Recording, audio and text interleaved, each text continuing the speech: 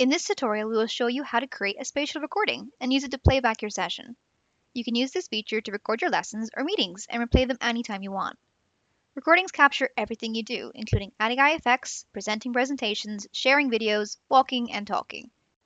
Now, to start your own recording, open your menu by pressing either the menu or tablet button on your controllers, or the escape button on your keyboard. Then click on the video camera icon on the bottom of your menu. This brings us to our recording menu. Here you will see the option to create a spatial recording or a video recording. We will cover video recording in another tutorial. When you click Start Spatial Recording, you will then get a pop-up that will ask you who you want to record.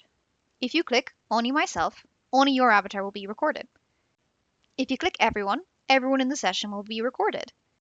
The amount of people you can record is limited on some devices, so if you plan to record a crowd, we recommend you use desktop.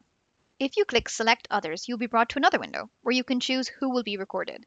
This option is useful if you want to help someone record themselves during a presentation without also capturing the audience. When you press record, everyone who is about to be recorded will receive a 5-second warning, so they can be ready or in case they would like to leave and not participate in the recording. You can then minimize your menu until you're ready to end your recording. To stop recording, open your menu again and click on the red recording button in the top corner. This will display how long you've been recording for, as well as give you the option to stop.